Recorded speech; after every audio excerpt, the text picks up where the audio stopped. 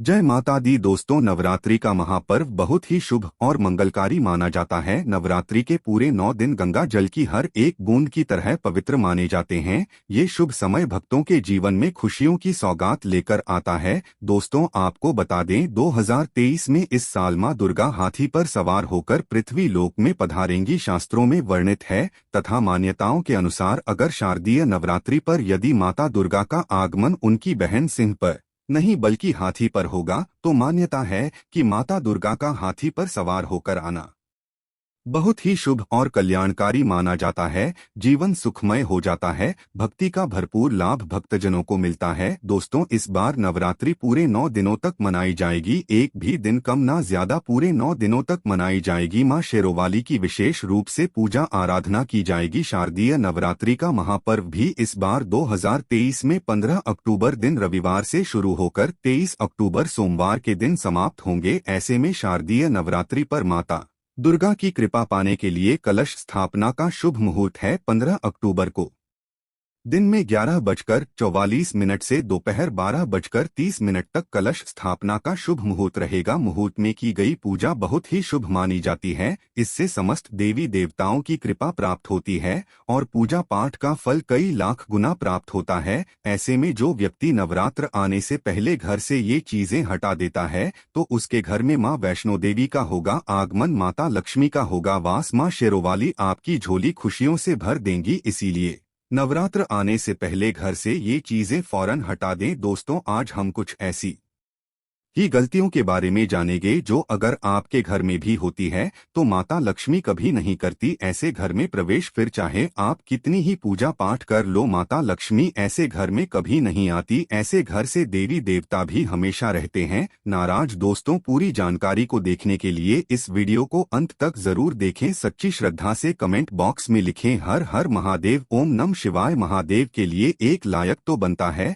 दोस्तों, सबसे पहले नवरात्रि के पहले ही मंदिर की अच्छी तरह से साफ सफाई कर ले। मंदिर के अंदर अगर पुरानी मालाएं हैं, टूटी फूटी मूर्तियां हैं, उसके साथ ही खाली माचिस के डिब्बे रखे हुए हैं तो उन्हें बाहर फेंक दे तथा टूटी मूर्ति को किसी नदी में प्रवाहित कर दें। घर में छोटे बच्चों को नवरात्रि का व्रत नहीं रखना चाहिए, इससे उनकी जान को खतरा हो सकता है क्योंकि इस व्रत में शरीर को अधिक शक्ति की जरूरत होती है। माता शेरोवाली की तस्वीर अगर कांच के फ्रेम की है और वो कांच हल्की सी भी अगर टूटी हुई हो तो ऐसी कांच को बदलवा ले या ऐसी तस्वीर को जल में विसर्जित कर दें। टूटी मूर्ति की पूजा करने से, टूटी तस्वीर की पूजा करने से आपकी श्रद्धा, भक्ति, व्रत आदि सब टूट जाता है, आपका व्रत खंडित हो जाता है। दोस्तों, नवरात्रि के 9 दिन बहुत ही पवित्र होते हैं। नवरात्रि के इन 9 दिनों में आचार विचार और घर को साफ सुथरा और पवित्र रखना अति आवश्यक है। इसीलिए नवरात्रि के 9 दिनों में ब्रह्मचर्य का पालन किया जाता है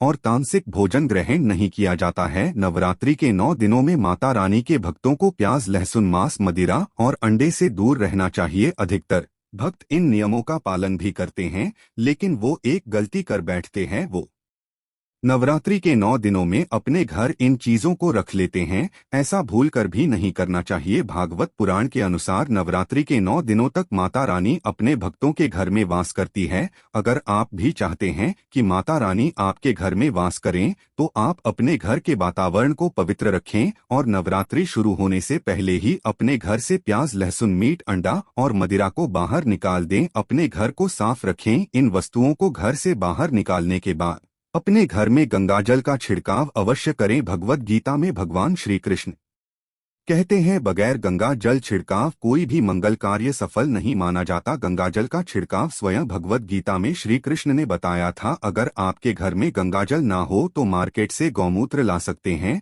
और गौमूत्र लाकर आप गौमूत्र का अपने घर में छिड़काव करें। बस थोड़ा सा पानी में डाल लें, इससे आपके घर का वातावरण पवित्र हो जाएगा। घर में मौजूद नकारात्मक ऊर्जा भी नष्ट हो जाएगी और जिस घर में वातावरण पवित्र होता है वहां माता रानी का वास सदैव होता है। नवरात्रि के पहले आप अपने पूरे घर की अच्छी तरह से साफ सफाई कर ले। घर में जो भी फालतू सामान है, फटे पुराने कपड़े, उन्हें बाहर निकाल दें। घर में बेकार पड़ा सामान नकारात्मक ऊर्जा लाता है, इसीलिए गंदगी बिल्कुल भी ना करें। धूप दीप जलाकर वातावरण को स्वच्छ रखें। दोस्तों, माता के आगमन के लिए घर का दरवाजा जरूर सजाना चाहिए, इससे माता आकर्षित होती है और घर के द्वार में प्रवेश करती है। माँ के आगमन के लिए द्वार को फूलों से सजाना चाहिए। दोस्तों, कई लोग ऐसे हैं जो माता रानी की चौकी कागज बिछाकर बनाते हैं, जो कि बिल्कुल गलत माना गया है। माता की चौकी के लिए आप नीचे लाल कपड़ा ही बिछाएं। काला कपड़ा और सफेद कपड़ा भूलकर भी नहीं बिछाना चाहिए। ध्यान रखें, कपड़ा फटा भी नहीं होना चाहिए। दोस्तों, अगर आपके घर में देवी देवताओं की खंडित मूर्तियां या फटा हुआ चित्र अगर हो तो उसे किसी पवित्र नदी में विसर्जित कर दें, क्योंकि ऐसी मूर्तियां और चित्र दुर्भाग्य लाते हैं। देवी देवताओं की खंडित मूर्ति की पूजन ना करें और ना ही उन्हें घर में रखें, क्योंकि उन्हें घर में रखना बुरा माना जाता है। दोस्तों, वहीं अधिकतर लोग अपनी छत पर या अपने घर के मुख्य दरवाजे के आसपास कबाड़ इकट्ठा कर देते हैं। ऐसा करना अशुभ माना जाता है। अगर आपने भी अपने घर में घर के मुख्य दरवाजे पर या छत पर या फिर खासकर घर के उत्तर दिशा में कबाड़ इकट्ठा कर दिया है तो नवरात्रि शुरू होने से पहले उस कबाड़ को घर से निकाल दें। दोस्तों, यदि आपके घर कोई भी बंद घड़ी है तो नवरात्रि शुरू होने से पहले उसे अपने घर से हटा दें और नई घड़ी ले आए या उसकी मरम्मत करवा ले। घड़ी को प्रगति का प्रतीक माना जाता है। बंद घड़ी समय से पीछे चलने वाली हमारी प्रगति में बाधा डालती है। इसीलिए नवरात्रि शुरू होने से पहले ही आप बंद घड़ी को घर से बाहर निकाल दें। दोस्तों, अगर आपके घर के मंदिर में किसी भी तरह का कोई फालतू सामान रखा है, जैसे कि सड़े गले फूल, अगरबत्ती, धूपबत्ती के डिब्बे या माचिस आदि के डिब्बे या कोई भी खाली पैकेट मंदिर में ना रखें, या फिर कोई फटी पुरानी धार्मिक पुस्तक या भगवान कि कोई भी पुराने कपड़े जो फट गए या मुकुट माला जो खराब हो गई है, तो उन्हें आप जितना जल्दी हो सके अपने मंदिर से हटा दें। नवरात्रि से पहले आप अपने मंदिर की और मंदिर के आसपास की साफ सफाई अवश्य ही करें, तभी माता रानी की चौकी स्थापित करें। इसके साथ ही आप अपने धन रखने के स्थान की सफाई भी अवश्य करें, क्योंकि नवरात्रि के दौरान माता लक्ष्मी भी गृह प्रवेश करती है। धन रखने के स्थान पर किसी भी तरह का कोई भी फालतू सामान, टूटा हुआ सामान ना रखें। धन रखने के स्थान को मंदिर की तरह ही साफ रखें। नवरात्रि के दौरान माता रानी की पूजा में कौड़ियों को शामिल करें। माता रानी के साथ साथ रोजाना कौड़ी का भी पूजन करें। इसके बाद आप कौड़ी को धन रखने के स्थान पर रख दें। ऐसा करने से बरकत हमेशा होती है। अगर आपके पास पुराने जूते चप्पल इकट्ठे हो गए हैं तो नवरात्रि से पहले उन्हें घर से बाहर निकाल दें। पुराने जूते चप्पल की अशुभता के कारण ही घर में नकारात्मक ऊर्जा आती है और घर में अशांति और कलह का माहौल रहता है। नवरात्रि आने से पहले घर से जाला निकालना ना भूलें। अगर जिस घर में जाला होता है उस घर में माता रानी कभी वास नहीं करती। साथ ही साथ टूटे फूटे बर्तन अगर घर में पड़े हैं या टूटा हुआ आईना भी अगर घर में हो तो उसे भी निकाल दें। घर में टूटे फूटे ईंट पत्थर भी नहीं रखना चाहिए, इससे माता लक्ष्मी नाराज हो जाती है। अब हम जानते हैं नवरात्रों के दौरान क्या नहीं खाना चाहिए और क्या नहीं पीना चाहिए और कौन सा फल खाने से व्रत संपूर्ण और सफल हो जाता है। दोस्तों, हमारे चैनल को सब्सक्राइब जरूर करें और इस बेल आइकन को दबाना ना भूलें। तो आइए शुरू करते हैं। दोस्तों, नवरात्रि के दिन सेब जरूर खाना चाहिए। शास्त्रों में बताया जाता है कि भगवान के भोग में सेब आदि जरूर अर्पित किया जाता है। अगर आपका व्रत है तो आपको सेब जरूर खाना चाहिए। केला, पपीता, तरबूज और मीठे अंगूर जरूर खाना चाहिए। इन फलों से व्रतधारी को शक्ति मिलती है और व्रत संपूर्ण हो जाता है। शास्त्रों में बताया जाता है कि नवरात्रों के दिनों में सीताफल जरूर खाना चाहिए। सीताफल खाने से 10 ऐसी बीमारियां हैं जो खत्म हो जाती हैं। माना जाता है कि नवरात्रों के दिनों में सीताफल का घर में प्रवेश होना बड़ा ही शुभ माना गया है। सीताफल खाने से नवरात्रि का व्रत सफल हो जाता है, क्योंकि इसमें माता सीता का आशीर्वाद मिला हुआ होता है। नवरात्रि के दौरान इसे जो भी खाता है उसे दुखों का सामना नहीं करना पड़ता। सीताफल आपको जरूर खाना चाहिए। दोस्तों, नवरात्रों में व्रतधारी को डब्बाबंद लस्सी, डिब्बाबंद जूस नहीं पीना चाहिए। उसमें कई केमिकल मिले होते हैं जिसके कारण आपका व्रत टूट सकता है।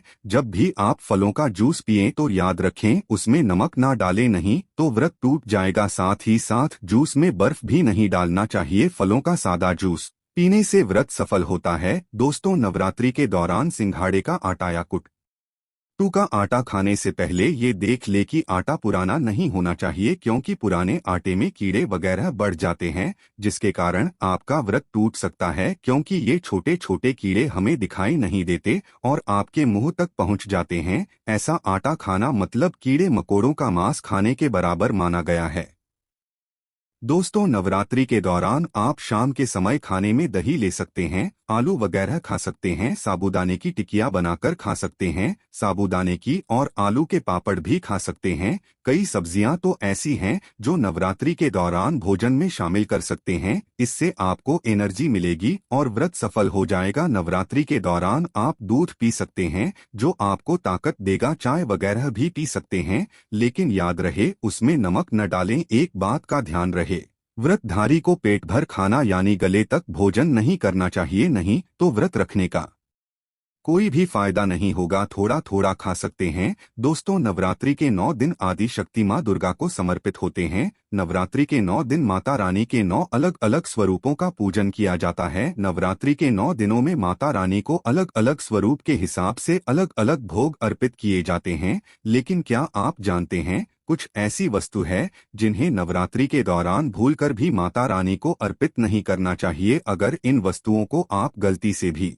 माता रानी को अर्पित कर देते हैं तो आपको व्रत और पूजन का पूर्ण लाभ नहीं होगा। इसीलिए माता रानी की कृपा प्राप्त करने के लिए आपको ये जानना अति आवश्यक है कि वो कौन सी ऐसी वस्तु है जो माता रानी के पूजन में भूलकर भी इस्तेमाल नहीं करना चाहिए। तो आइए माँ का जयकारा लगाते हुए वीडियो को शुरू करते हैं। दोस्तों, नंबर 1, नवरात्रि के दौरान शादीशुदा महिलाओं को सफेद कपड़े पहनकर पूजा पाठ नहीं करना चाहिए। साथ ही साथ काले कपड़े भी नहीं पहनना चाहिए। इससे पूजा व्रत आदि खंडित हो जाता है। माता की चौकी जब आप लगाए तो उसके नीचे कागज नहीं लगाना चाहिए। माता की चौकी हमेशा लाल कपड़ा बिछाकर ही बनाना चाहिए। हमेशा याद रहे, नवरात्रों के इन 9 दिनों तक व्रतधारी को अपना आसन माँ की चौकी के आगे ही लगाना चाहिए और वहीं पर आपको सोना चाहिए। मंदिर को नवरात्रों के दौरान अकेला नहीं छोड़ा जाता, बहुत ही अशुभ माना जाता है। इससे दुर्गा माता नाराज हो जाती है और हमेशा के लिए चली जाती है। दोस्तों, नंबर 2, नारियल। हिंदू धर्म में नारियल को समृद्धि, धन, श्रद्धा और सम्मान का सूचक माना जाता है। नारियल को श्रीफल भी कहा जाता है। नारियल को सुख समृद्धि में वृद्धि करने वाला माना जाता है। नारियल तो हर मांगलिक कार्य में विशेष महत्व होता है। जैसे कि आप सभी जानते हैं कि माता रानी के कई मंदिरों में नारियल से बलि भी दी जाती है और माता रानी के पूजन में नारियल का इस्तेमाल हम सभी करते हैं। खासकर कलश की स्थापना नारियल रखकर ही की जाती है। माता रानी के पूजन में हम नारियल इस्तेमाल करते समय कुछ गलतियां कर बैठते हैं। दोस्तों, नारियल कई प्रकार के होते हैं, एक हरा, दूसरा सूखा जिसके अंदर पानी होता है। जिस नारियल के अंदर पानी होता है, माता रानी के पूजन में सदैव पानी वाला और जटा वाला नारियल ही इस्तेमाल करें। नारियल पूर्ण होना चाहिए। नारियल चटका हुआ या टूटा हुआ नहीं होना चाहिए, क्योंकि साबुत नारियल ही पूर्ण और पवित्रता का प्रतीक होता है। साबुत नारियल ही सुख समृद्धि का प्रतीक होता है। साबुत नारियल को ही श्रीफल यानी कि माँ लक्ष्मी का फल कहा जाता है। नवरात्रि में माता रानी के कलश की स्थापना करते समय जटा वाला यानी पानी वाला नारियल ही कलश पर स्थापित करना चाहिए। साथ ही यह ध्यान रखना चाहिए कि नारियल को सदैव कलश के ऊपर लेटाकर रखना चाहिए।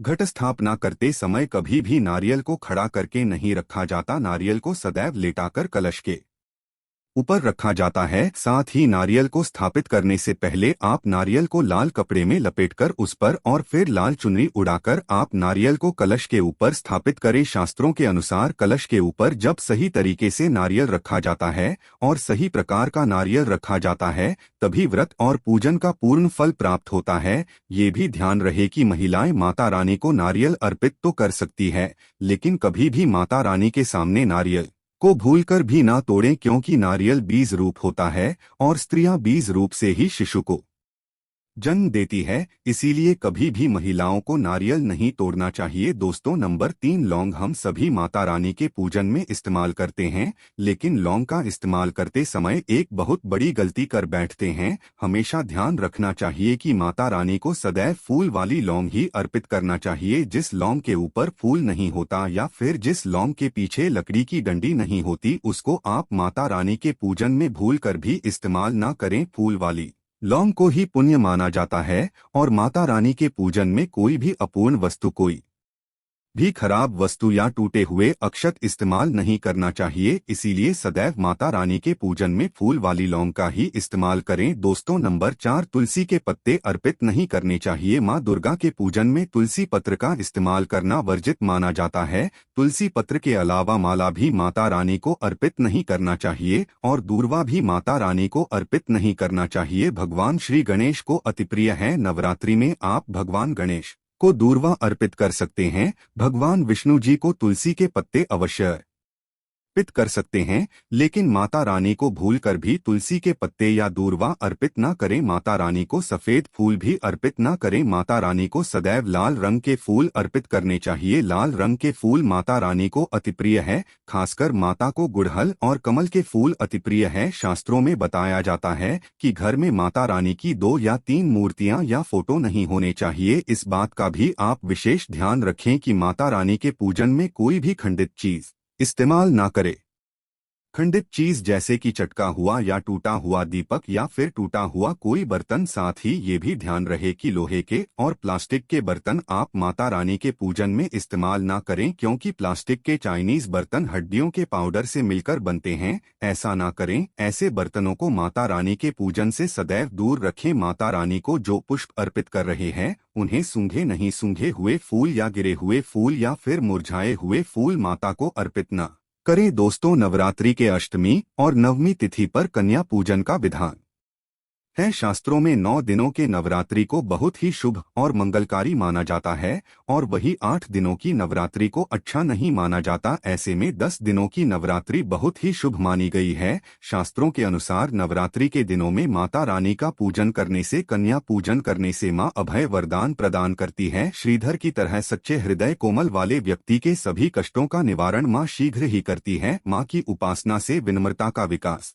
होता है। सभी कष्ट, दरिद्रता, दुख, कष्ट नष्ट हो जाते हैं। नवरात्रि में माता रानी का व्रत और पूजन किया जाता है, लेकिन नवरात्रि के दौरान सबसे ज्यादा महत्व होता है कन्या पूजन का। दोस्तों, माना जाता है व्रत और उपासना से माता रानी इतना प्रसन्न नहीं होती है जितना कि कन्या पूजन से होती है। नवरात्रि में छोटी छोटी कन्याओं को माता रानी का स्वरूप माना जाता है। कन्याओं को भोग लगाया जाता है, उन्हें प्रसन्न किया जाता है और बदले में आशीर्वाद मांगा जाता है। कन्याओं को प्रसन्न करने के लिए गिफ्ट आदि उपहार वगैरह दिए जाते हैं। माना जाता है अगर कन्या को कोई भेंट दी जाए और वो उसे खुशी खुशी स्वीकार कर ले तो इसका मतलब है माता रानी अर्थात माता वैष्णो ने वो भेंट स्वीकार कर ली। जिन पर कन्याएं प्रसन्न होती है तो समझो उन्हें माता रानी का आशीर्वाद मिल गया और माता रानी की कृपा से उन्हें मुहमांगा वरदान प्राप्त होता है। नवरात्रि में 2 साल से लेकर 10 साल तक की कन्या का पूजन होना चाहिए। अष्टमी अथवा नवमी को कन्याओं के पैर धोकर भोजन कराना, उपहार आदि देना श्रेष्ठ माना जाता है। दोस्तों, कैसे करें कन्याओं का स्वागत? कन्या जब आपके घर आए तब सभी के पैरों को दूध और पानी से उनके पैरों को धुलाना चाहिए। फिर उसके बाद कन्याओं को किसी साफ जगह पर जमीन पर कपड़ा बिछाकर बिठाना चाहिए। उनके माथे पर अक्षत, फूल और कुमकुम लगाना चाहिए। फिर उसके बाद भोजन ग्रहण करवाना चाहिए। लेकिन हमेशा याद रहे कन्याओं की थाली में 3 पूरियां कभी ना रखें, इसे शुभ नहीं माना जाता। 3 पूरियां तथा 3 रोटियां मरने वाले व्यक्ति के लिए निकाली जाती है और जेल में कैदियों के लिए दी जाती है। ऐसे में कन्याओं को उनकी थाली में 3 पूरी कभी ना दे, लेकिन 1-2 करके पूरियां दे सकते हैं। इससे 3 संख्या बढ़ जाती है। दोस्तों, कन्याओं को खाना खिलाने के बाद अंत में कन्याओं के सिर पर लाल चुन्नी ओढ़ाना चाहिए और भोजन में आपको खीर, पूरी, हलवा, चना तथा आलू की सब्जी, छोले वगैरह की सब्जी खिलाना चाहिए। पनीर आदि भी खिलाया जा सकता है, लेकिन भूल से भी लहसुन और प्याज का इस्तेमाल कभी ना करें, अन्यथा अनर्थ हो जाएगा। अक्सर कई लोग कन्याओं को कुरकुरे का पैकेट, चिप्स वगैरह का पैकेट खिलाते हैं, जो कि घोर अनर्थ माना जाता है, क्योंकि इसमें लहसुन, प्याज का इस्तेमाल होता है, जिसके कारण आपका व्रत खंडित हो सकता है। माँ दुर्गा क्रोधित हो सकती है। जहां आपने 9 दिनों तक लहसुन, प्याज का परहेज किया, लेकिन आपकी एक गलती पूरे व्रत को खंडित कर सकती है। कन्या को डब्बाबंद कोई भी ऐसी चीजें ना खिलाएं जिसमें लहसुन प्याज होता है। कई चीजें तो ऐसी होती हैं मार्केट में जिसके अंदर लहसुन प्याज का इस्तेमाल होता है, ऐसा आप कभी मत करना दोस्तों। कई लोग कन्या पूजन में खाना घर पर नहीं बनाते और मार्केट से रेडीमेड लाकर ही खिलाते हैं तथा दही जलेबी खिलाते हैं, जो कि शुभ नहीं माना जाता। भले ही आप दही जलेबी खिला सकते हैं, परंतु माता को घर का बना हुआ शुद्ध भोजन ही अति प्रिय है। खासकर नवरात्रों के दौरान घर में पक्का खाना अवश्य बनाना चाहिए। माता रानी बहुत प्रसन्न होती है। घर का बना पक्का खाना ही कन्याओं को खिलाना चाहिए। हमेशा याद रखें, कन्याओं को प्लास्टिक के बने दोने में खाना नहीं खिलाना चाहिए। ऐसे बर्तन पूजा पाठ के लिए शुद्ध नहीं, अशुभ होते हैं। कन्याओं को हमेशा स्टील के बर्तन या पत्तों से बने बर्तनों में ही भोजन कराना चाहिए, बहुत ही शुभ माना गया है। दोस्तों, भोजन कराने के बाद कन्याओं की थाली में एक लौंग जरूर रखना चाहिए, क्योंकि लौंग देवी शक्ति तथा दुर्गा माँ को बहुत प्रिय है। लौंग माता शक्ति का प्रतीक होती है। लौंग में नवदुर्गा का वास होता है। इन 9 दिनों में माता रानी को लौंग का भोग ही लगाया जाता है, इसीलिए कन्याओं को थाली में चुपचाप एक लौंग जरूर रख दें। आपका भाग्य चमक जाएगा। माता लक्ष्मी आपके जीवन में धन की कोई भी कमी नहीं होने देगी। आपको बता दें, कन्या को उपहार में क्या दे। कन्याओं को खुश करने के लिए उनकी थाली में दक्षिणा डालें ताकि आपके घर में संपन्नता बनी रहे तथा धन की कोई भी कमी ना हो। कन्याओं को कोई सुंदर गिफ्ट दे सकते हैं। शास्त्रों में बताया जाता है कि कन्या जितना खुश होती है, माता रानी उतना ही जल्द फल की प्राप्ति प्रदान करती है। ऐसे में आप कन्याओं को चॉकलेट बॉक्स दे सकते हैं तथा खूबसूरत कपड़े दे सकते हैं। याद रहे, काले कपड़े ना दे और स्टील के बर्तन भी गिफ्ट के तौर पर दे सकते हैं। याद रहे कि कन्याओं को लोहे का कोई भी सामान नहीं देना चाहिए। दोस्तों, जब कन्या अपने घर के लिए प्रस्थान करें तो उनके चरण जरूर छू लें और अपने मन में अपनी प्रार्थना को पूरा करें। सच्चे दिल से मांगी हुई मुराद माता रानी अवश्य ही पूरी करती है। दोस्तों, आप में से कौन कौन चाहता है माता रानी को अपने घर पर बुलाना, तो सच्चे दिल से कमेंट बॉक्स में लिखें, माँ हमारे घर जरूर पधारे। माता रानी के लिए एक लाइक तो बनता है। दोस्तों, आज के लिए बस इतना ही। मिलते हैं अगली वीडियो में, तब तक के लिए जय माता दी, जय शेरोवाली माता, जय दुर्गा माता जी।